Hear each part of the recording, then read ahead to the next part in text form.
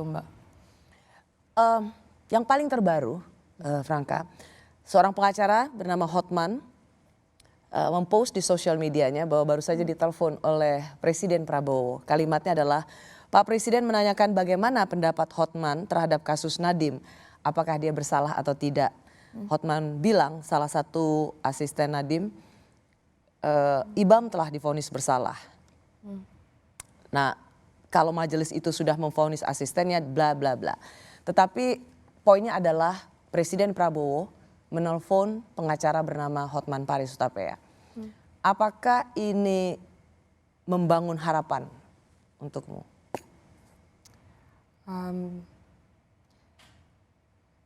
Saya sangat respect dan menghargai Pak Hotman, dan saya juga tahu beliau sangat menjunjung kebenaran dan keadilan gitu.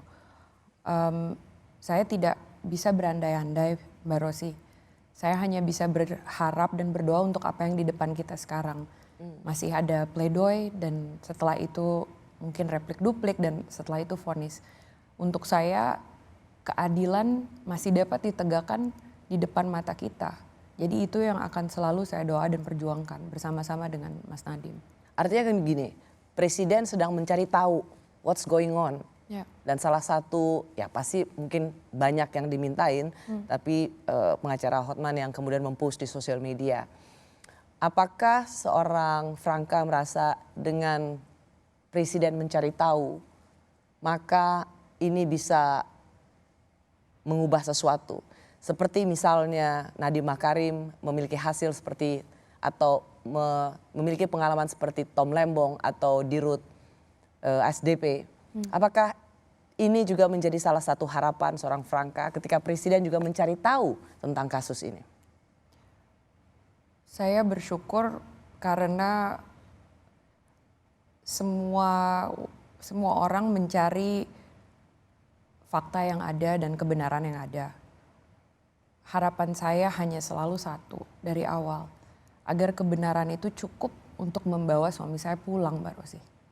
Pada akhirnya itu yang paling penting untuk saya, terlepas dari apa yang akan membawa dia pulang. Franka, ada satu hal yang saya ingin tanya tentang kasus ini. Oke. Salah satu keganjilan yang belum terjelaskan adalah kalau memang mereka yang selama ini mengikuti proses sidang benar dan perlu dibela, mengapa ada seorang asisten atau seorang staf ahli dari Mas Nadiem yang justru menjadi buron dan tidak bersama-sama mengikuti persidangan? Ini memang saya tahu menjadi keprihatinan yang besar. Itu pun menjadi keprihatinan kami. Karena sangat disayangkan orang ini tidak ada di sini menjalani persidangan sebagaimana Mas Ibam dan Mas Nadiem sudah ya gitu. Bahkan sampai divonis gitu sekarang dia di pengadilan negeri. Jadi saya tidak bisa menjawab kenapa dia tidak ada.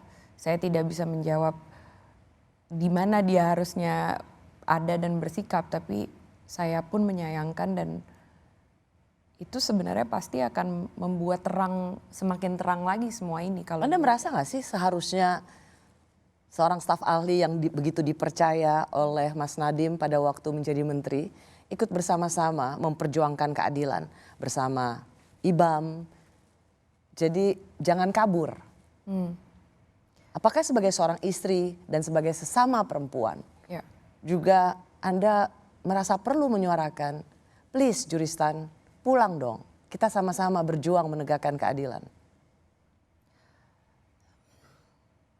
Berat untuk saya membayangkan kalau misalnya seorang ibu harus menjalankan apa yang Mas Ibam dan Mas Nadiem sedang jalankan. Itu betul-betul untuk saya suatu yang berat sekali gitu Mbak. Tapi tentunya karena yang dituduhkan itu tidak benar dan kejujuran adalah cara yang terbaik untuk menjelaskan ini semua, tentunya kami mengharapkan ya dia ada di sini untuk menjadi bagian yang menerangkan kejadian yang sebenarnya. Saya menangkap poinnya Franka bahwa kasihan dia seorang ibu, ada anak, maka ia perlu mencari proteksi untuk dirinya sendiri. Gitu kan kira-kira, dan Anda memahami itu. Sejujurnya Mbak, saya kan tidak tahu sama sekali ya kenapa dia memutuskan untuk tidak hadir. Dan menjadi buronan. Dan akhirnya ditetapkan menjadi buron. Tapi ya sekali lagi saya tidak bisa menjawab atas nama dia. I know, tapi sebagai seorang istri, sebagai seorang perempuan, menurut Anda adil nggak itu? Bahwa suami Anda, Mas Ibam, itu harus menghadapi sendiri, Ibam dan Mas Nadiem harus menghadapi proses ini di pengadilan, dan ia mencari proteksi sendiri tanpa bersama-sama. Pertanyaan saya begini, kalau memang benar dan bersih, kenapa harus kabur? Kenapa harus menjadi buronan? Ya itu pertanyaan saya juga sejujurnya Mbak. Is it fair to you? Banyak hal yang saya sedang alami yang tidak adil, tapi saya tidak menyalahkan individu satu dan lainnya.